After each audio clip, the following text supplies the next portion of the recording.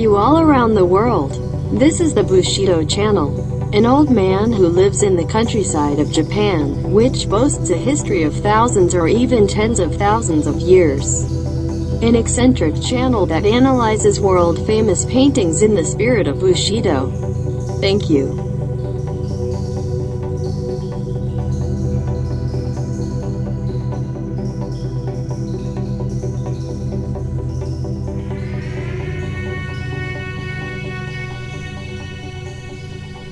The painting featured this time is Le Rappel des Glaneuses, drawn by Jules Breton.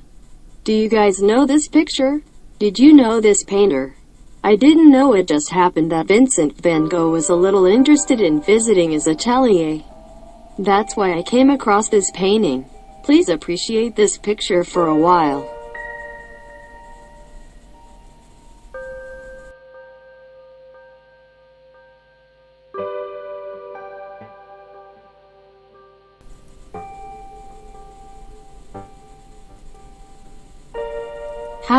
How is this picture generally viewed?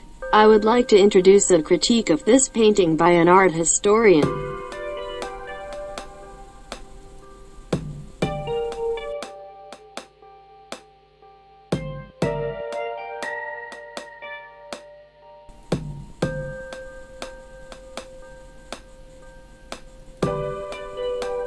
The overseer, with his dog, wearing an outdated Napoleon hat and leaning against a large stone road sign, loudly announces the end of the gleaners. The crescent moon has already appeared in the sky and it is dusk.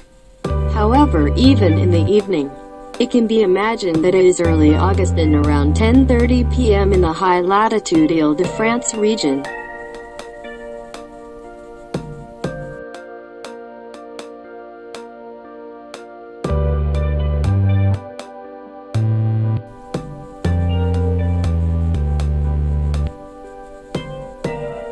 Under the command of the supervisor, women holding a lot of fallen wheat ears began to line up in return.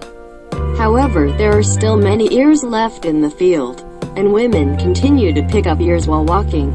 All but one of them are barefoot. They are very poor in what they wear, and the girl's skirt on the front has holes in several places.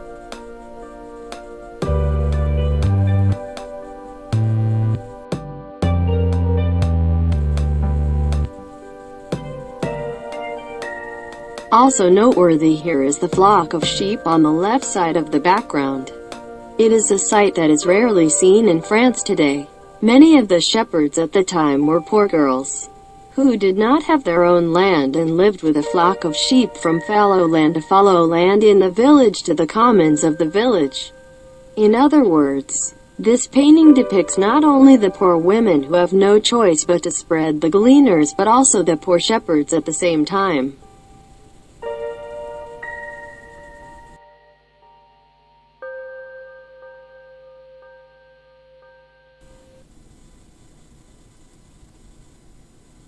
In Millet's The Gleaners, the scene of women picking up the ears left in the field immediately after harvesting while bleeding blood in their hands was idyllically depicted.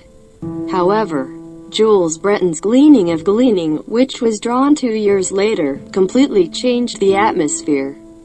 The images of the women who have begun to return after dark are depicted with amazing realism and a fantastic atmosphere.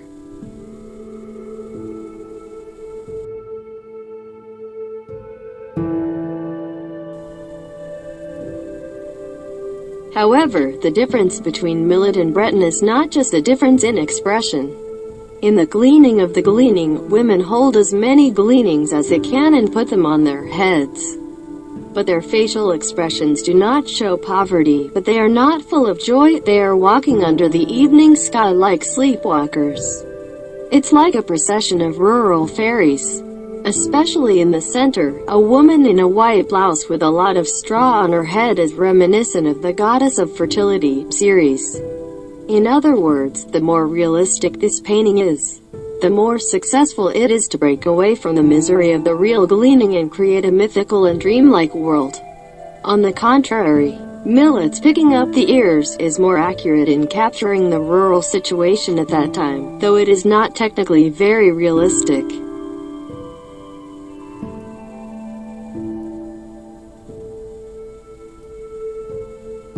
the above is a commentary by a well-known art historian. Roughly like this art historian's critique and introduce this painting. In a sense, it's a wonderful commentary.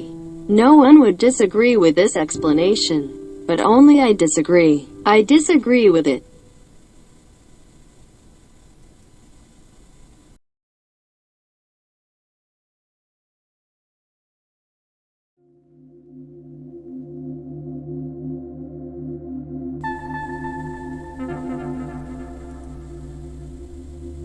As always, it is the activation of the spirit of Bushido. Let's throw away the preconceptions and enter the world of this painting without thinking. It is the beginning of my transcendental mystery solving.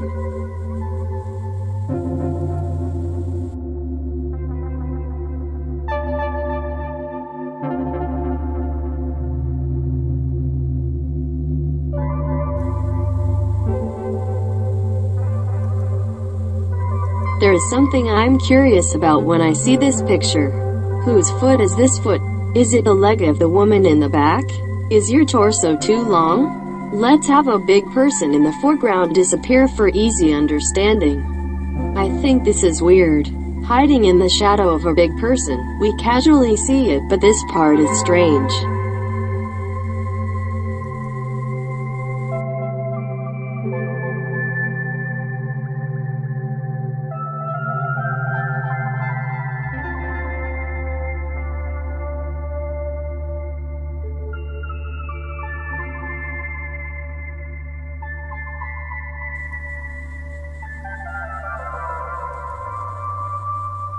I look like this? This foot is not this woman's foot. Please watch carefully. Don't you think the girl is hiding? This is emphasized, but please look at the original picture again.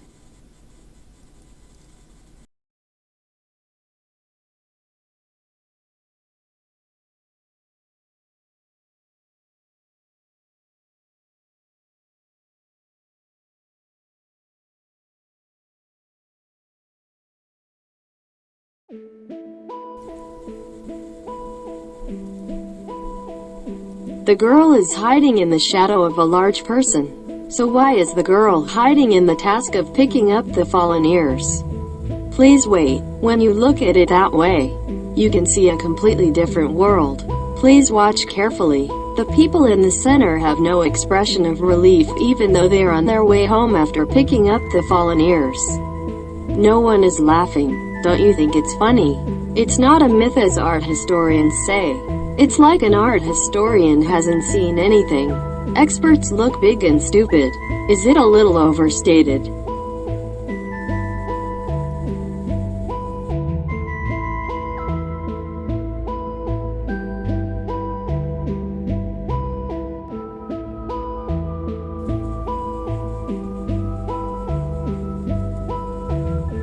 Let me show you my interpretation. As you may have noticed, I don't call the big person in the center a woman. Why do you think I affirm that this person is a man? He is John. He is John, also known as the Child of Thunder. Then the woman on the left is Maria. Yes, she is the Virgin Mary. The explanation comes from the feeling of rage.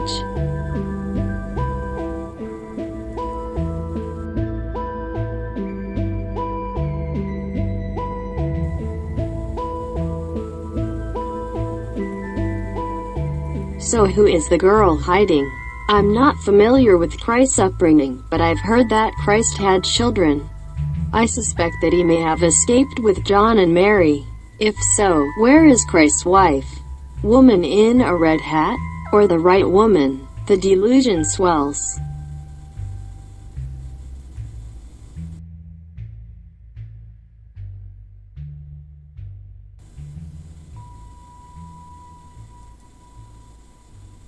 In that case, the supervisor is not a supervisor. He is young for a supervisor. He is like a boy. The stone behind him also looks like an angel's wings. Two people are looking in the opposite direction in this picture.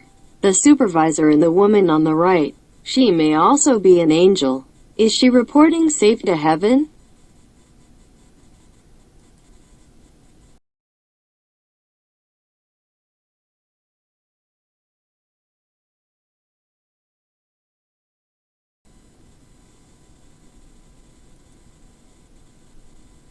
The shepherd I mentioned earlier is not a woman either. The shepherd is a man. Please watch carefully. He has a cross. He is Christ itself. He is watching over without being noticed. How do you guys look like that? Thinking this way, you can see why Vincent van Gogh went to see Jules Breton. And he was on foot, and he went to Jules Breton's atelier. Vincent van Gogh was familiar with the Bible. He even translated it into various languages himself. He noticed the mystery of this painting. He is not so sentimental that he longs for a painter who paints poor peasants.